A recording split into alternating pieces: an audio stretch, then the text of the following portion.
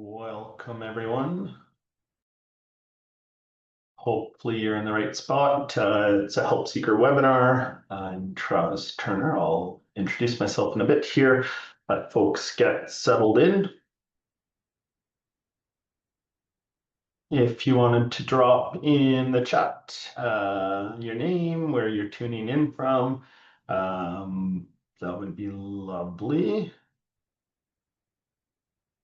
Also, if you already know you have specific questions that you want to make sure are getting answered, you can drop them in there as well, or in the Q&A bucket as well.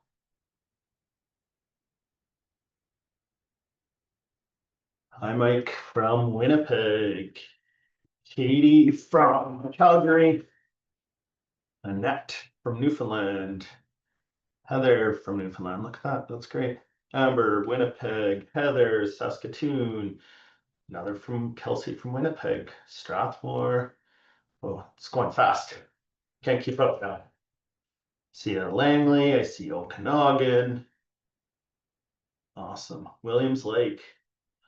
I was born and raised in Prince George, so that's mighty close to Williams Lake. I've spent some time in Williams Lake. Cool. Quesnel. Yeah, I know where Quesnel is as well. Hi, Kelly. I was in Quesnel for a contract a ways back there. Whitehorse. Awesome. This is great. Great turnout. Let's give folks another minute here to get settled in. Like I said, hopefully you're here for case management software webinar, specifically Mareto. So I'll draw on a lot about Mareto, which is our product here, but I'll also talk more generally in some of my experience working with case management software. And things that I think are really, really important when looking for case management software, and obviously how we came to be with Mareto. So I'm going to work through, get started here. So here's where we're going to be covering a little bit about us, Help Seeker here, talk a little about the administrative burden. I'm sure I don't probably need to explain too much, as you guys already know it, you live it, but I'll talk a little bit about that, and then some solutions. And then I'm going to jump into a product demo of our case management software. And then I'll make sure to leave some time for Q&A if you guys have specific questions. Also, we'll make sure to leave our contact info whereby you can set up some extra time to chat with me if there was things you still had questions about. So a little bit about Help Seeker. So we're a Canadian company. We're based out of, and I say loosely this, out of Calgary, as that's where I'm located, but we do actually have staff working with us throughout Canada. We've been in this space for over 10 years now. I'm one of the co-founders here at Help Seeker, so Travis Turner. My background actually previously to this was as an educator.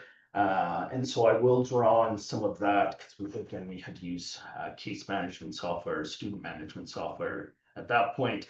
So again, that's how I come at this, is through education. And as you guys, I'm sure, are very aware, our teachers are on strike right now. So my thoughts are with them. Hopefully we can get resolved, come to a good agreement, and get the kids back into the classrooms. So yeah. So the burden, high caseloads paired with endless amounts of paperwork. So it's huge. I know it is. We talk to folks across Canada, all sorts of different organizations, of the nonprofits, whether it's within the homelessness sector or domestic violence or food. We work with all sorts. And it seems to be the same thing. It's that volume, sheer volume, and then you add in the paperwork for it. And then not only that, often it's you do the paperwork, but then you have to do it over here, and then you have to do it over here. And so it's not that one system. So that's a huge part of it.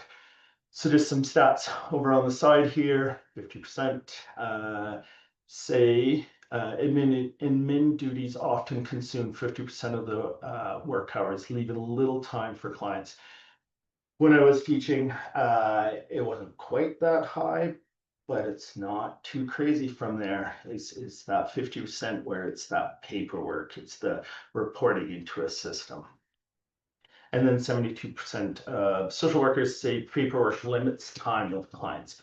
So if we're spending all this time in front of a computer or at a desk, we're not actually doing the work that we thought we'd be doing, which is, of course, helping the people you serve.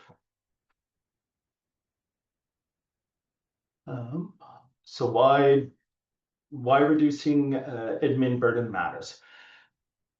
The more of that we're doing, of course, there's that mental load, that stress, constant paperwork adds that risk of burnout. If you're trying to juggle, here I need to get this report off to my boss or to the funder, but still thinking about, hey, how can I actually help this client? That juggle is just so huge. Again, lower quality care if you're spending that time at a desk. Burnout and turnover rising.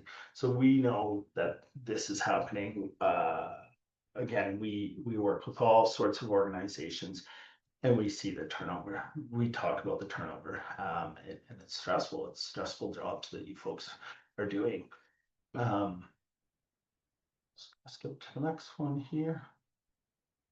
So some of these things that I think are just absolutely crucial to freeing up that time is eliminating duplicate data entry. So that for me is just one of them. You should not have to go into one case management software and enter this in and then go to your spreadsheet and track these outcomes and then over to this one for here.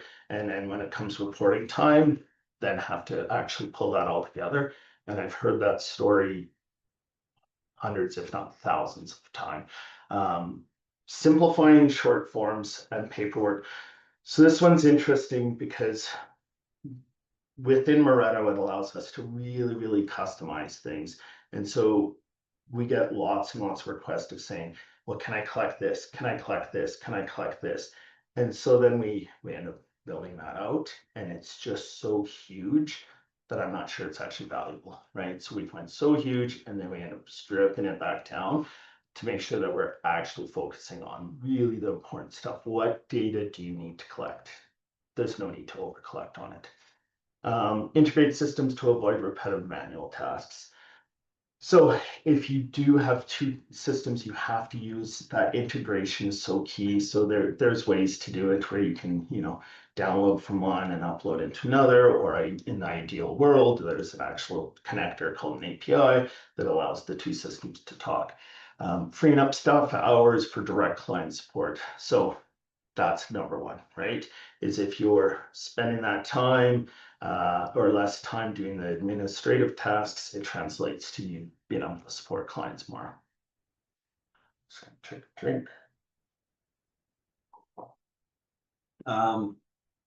Being able to track that progress. So again, I'll go back to what I said previously is folks will enter their data into one system and they're like, but I still need to track outcomes. And so they're not able to track it into that system. So then they start themselves a separate spreadsheet. Like, okay, here's the spreadsheet. Again, it should be in that one system, allowing you to do that. And so by understanding what it is that you're reporting on, so most of us have funders, or what social impact that we're looking to track. If we start there, then it can all be built into that one system. So you're not, notes here, spreadsheet here, which often is what we do here. Quick visual updates. So once it's all in the system, being able to pull that data out. Again, I've heard horror stories about trying to get the data out or trying to get it visualized or the reports. Using data insights to adjust support plans. So if we think about the data going in the system and if it's usefully going into there, can we use that to actually support our clients? The point of technology, the point of data collection is to think about how are we helping our clients. It's not solely, of course, you have to listen to your funders, but it's, funders need this, but how is this data supporting supporting our clients, the folks that we work with? No at a glance. I'm just going to skip that. So here's some things that can help. So whether it's in our software or not, use templates. So templates for those repetitive tasks, is there a template for it so that it's not scattered? Checklists for case notes, forms, not starting from scratch each time. And I'm going to take that one a step further. I don't know if it's in here, but thinking about what can be a drop-down menu versus open text. So open text means that you're going to have to be typing more versus going, can this be a drop-down menu so that I have to select, one of these four things, and it's then starting to track those outcomes, because then again, the data is going to be that much better. Turn repetitive info into drop-downs. Oh, it's right there, just like I said. Keep all documentation one centralized. I cannot stress this enough, is the amount of folks that I've talked to that have 6, 7 different case management softwares in big organizations, and then they're still, but I use Post-it notes. I use spreadsheets. One, it's just hard to keep track of all of that, but two, it's the privacy around that is not great. We shouldn't be leaving Post-it notes with personal information, but do know what happens. Document in real time whenever possible. So if we're working with a client, that ability to actually do it then and there in an easy way is huge. So you don't get to the end of the day going, okay, well, what's this? Now I have to spend the next 6 hours going through trying to figure out who did what and so forth. Thinking about what is useful within case management software. If you're working in one and then somebody else is working in another, that ability to actually collaborate and work with that client is super limited. Ideally you would have, so that you can communicate within a secure spot, so you can do that back and forth communication to support them. Automations, I'm not going to talk too much about this because I'm actually going to show you a little bit more about it, but there's lots of stuff that goes into our daily routines that really should just be set as reminders or automations. So I know that I have to, in 2 weeks, follow up with every new client. That should just be an automation. That way, then you're not thinking, okay, I need a list for this, I need to put it into my calendar. Those automations, there's so much of the work that we do in software that just needs to be automations. All of these are just those examples, which I'll also take you through. I'm going to actually show you this bit as well. So setting clear goals. This goes back to the over tracking of folks and collecting over too much data. So we need to think about what is the purpose of actually collecting the data. And I'm going to jump into this. So again, if you're already starting to have any questions, go for it.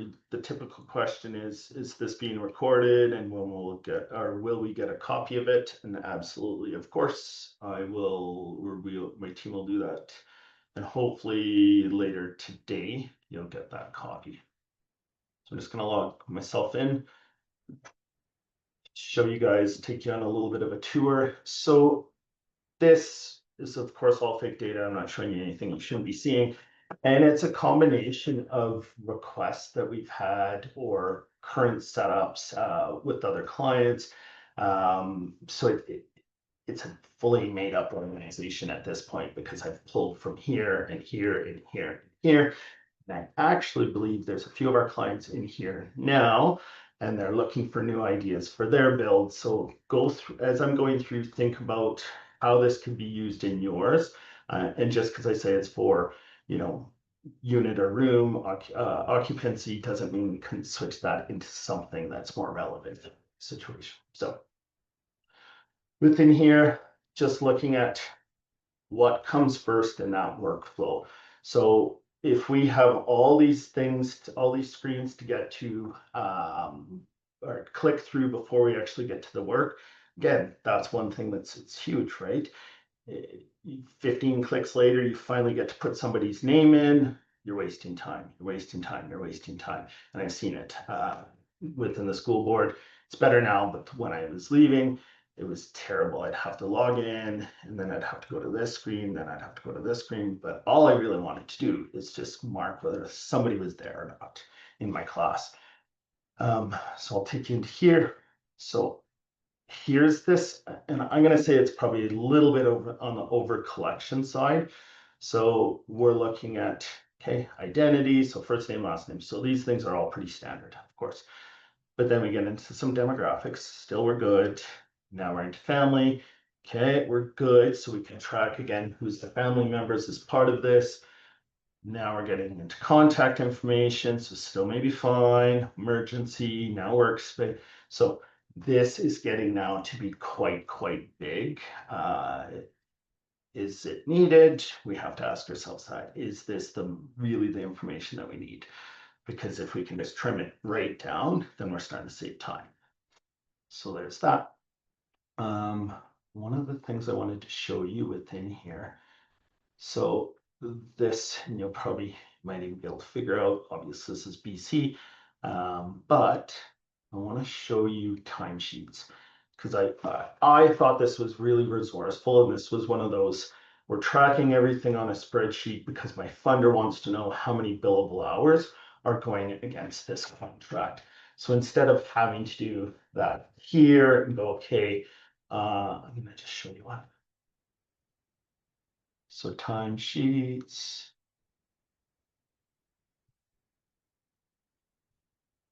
Oh, this was not.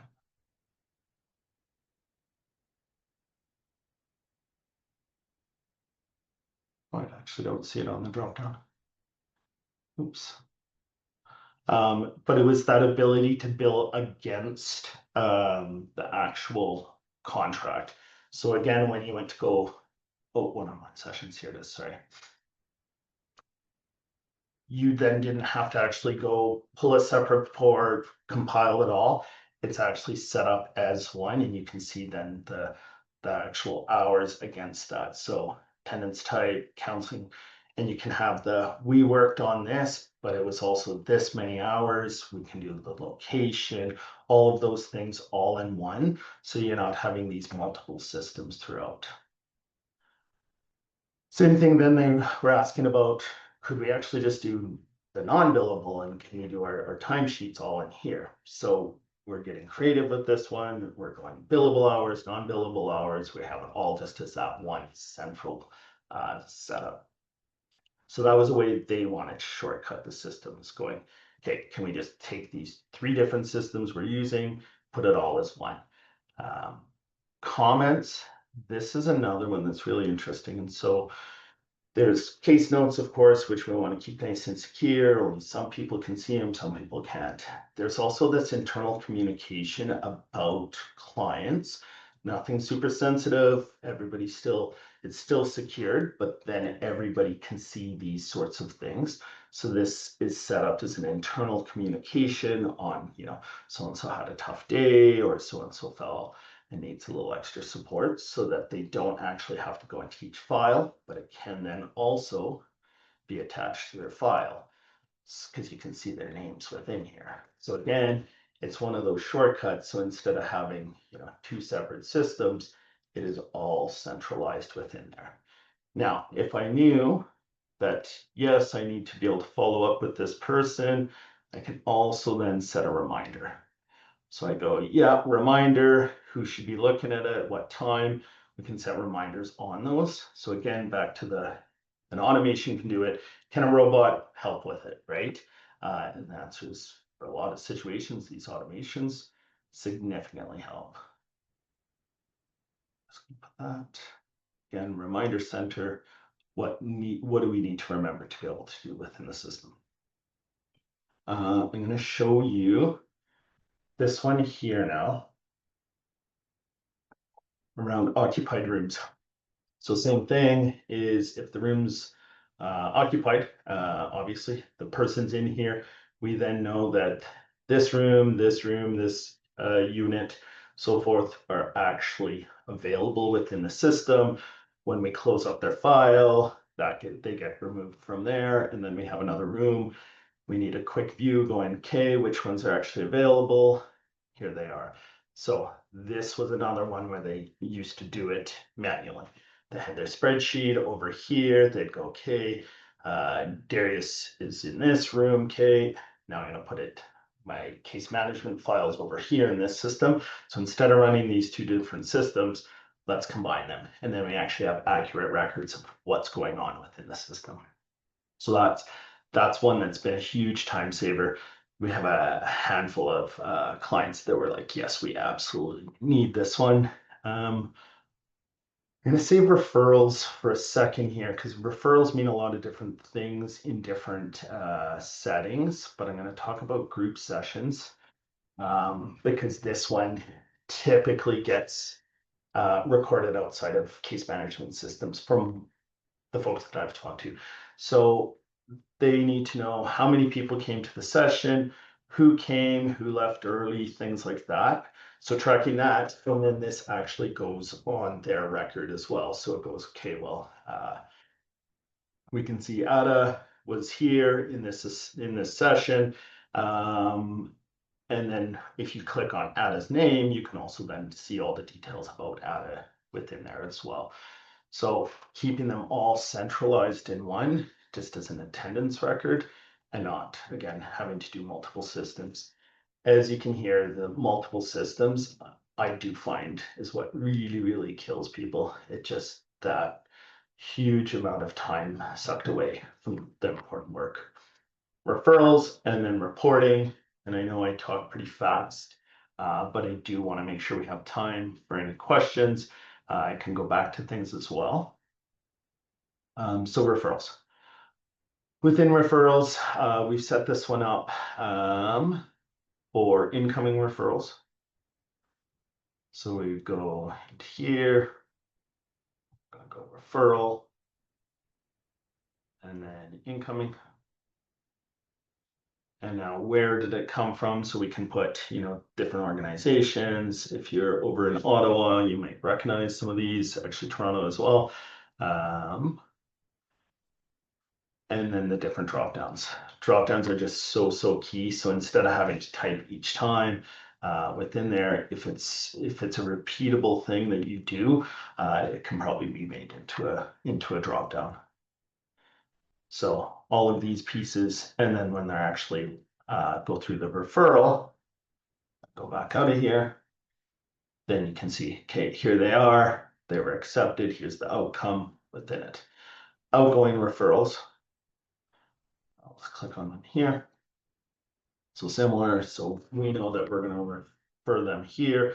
Then I want to keep an eye on them so we know that they're in wait list. And you can then track, okay, I know that last month we did 32 referrals to this organization over here and 52 to this one over here. So it'll again allows you to track that. And all of these drop downs within here, because they're consistent, it's set up as the data structure, then can be used within your reporting. So instead of then going, okay, well, my spreadsheet said this, and I know Darius was in that one, okay, over here, we can then actually just have it right in here where we go, okay, I need to know how many, the breakdown for folks' gender.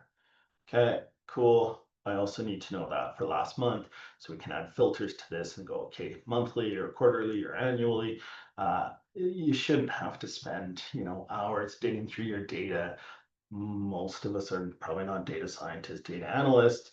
We need to just be able to go, okay, I need to know this, and then be able to actually click on here. Then we can use it for our reports. So again, often when I'll just refer back to teaching, we would get the data. We then, as teachers, would have to sit and we'd have to analyze the data. We'd have to report on it and all of these things. not a data scientist, not a data analyst, I was a teacher. I'm much more savvy, obviously, now with the data. Those are the big ones. I could probably sit all day and walk you through different features within it. But I do really want to just stress the importance of that single system, and then understanding your guys' workflows, understanding what your funder wants, understanding what you're trying to show for outcomes. If you know those things, you can start to actually build out a system that's really solid, that it's all in one spot. With saying that, I'm going to leave this up. If there's anything somebody wants me to go back to, we can circle back on stuff. We did book an hour for this. I knew it wouldn't be an hour, but did want to give folks enough time to ask any questions. So if you wanted to drop it in the chat.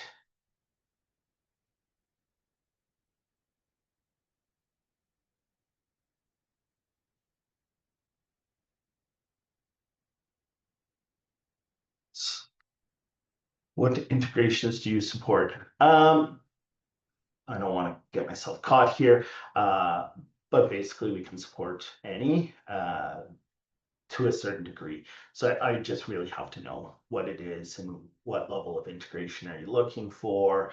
There's a whole bunch of questions I'd have to answer, but integrations in general are possible. We have it set up so that it makes it fairly easy for us to run APIs. Yeah. I'm just wondering about security. Is it in terms of privacy and confidentiality? Organization supports women involved in ongoing criminal matters. Yeah, so that's a fairly loaded question, but I'll do my best. So one, all of our data is stored in Canada, so it's on Microsoft Azure. We have two-factor authentication. There's also, and that's a good question, I'm going to show you, I'll log into another one here. So same one, but you'll see that this person here is actually only going to see a certain amount of it. So if, I'm not supposed to see something in the organization because it's sensitive, we can actually make it so that you see this, but not this. So I'm just going to show you here. So it says assign community members. So the manager in here would assign you these and then assign the case. So you'd only be able to see certain cases within there. Yeah, so we set up that it's called role-based access based on who should be able to see what within the system. Yeah, we do have others. Hopefully that answered it. Also, please feel free to ask a follow-up question, Alyssa. Everyone. Okay, can the reports be shared with external teams without sharing specific details of the case file? Yeah.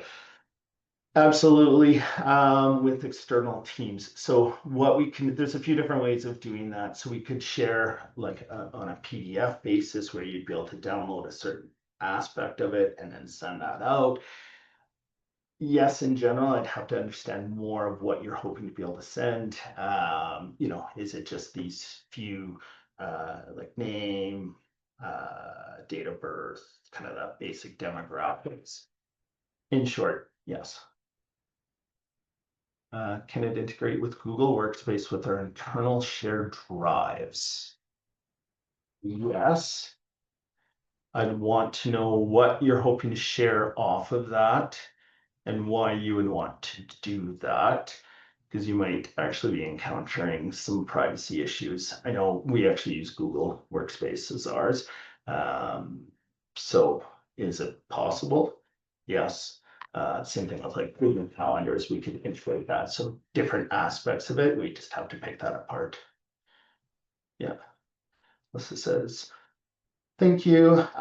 Is it demo free? Yeah, absolutely. If you want me to go through, and this is just one demo board, based on, the typical things that people ask me about, but I have a whole bunch of other ones. Same thing if any of our current clients are here. If you see any of these specific things, just let me know that you're like, hey, that would be a cool feature. We can just add it in. Any other questions? Hopefully this is useful. If you have follow-up questions, by all means, book some time. I rarely run into situations, if ever, where it's not possible to have, where we're able to build it. So it's built custom specifically for your needs. Like I said, as long as you know, here's what I want out of it for my funder, for your year-end report. We can do the work back off that and just build it out super custom. Are grants available to help subsidize the cost? I don't know of any grants that are available right now. However, where are you located? Are you in BC by any chance? Montreal. I'll take a look. I'll see, and I'll keep my ears open. Usually, what I'll do is if I see that there's like you can use this grant for tech, I do send it to anybody on our lists, or we'll put a little blurb within our newsletters. So you can definitely sign up for our newsletters, and I tend to send those out too. So, but right now, I don't know of any. I think there's one right now in BC. I'll do a little digging around, and I'll take note of your name, and actually everybody, I'll just send it if there is any. Yeah, good question. Cool. Yeah, see, I shouldn't have said BC. I don't know 100%. I'll take a look. For the one that I think I was talking to another client, and they said they were looking at a grant. So I'm going to, I'll look for it, and hopefully I'll be able to send that within the email. Because definitely would be useful. Awesome. Well, hopefully this was useful. I do realize that it was very much based on our product, but hopefully if you're not using it, there's some things you can start to think about that would be useful to your work. And thank you guys for all the hard work that you do. So we'll leave it at that. Have a wonderful day and hope to talk to you guys again soon.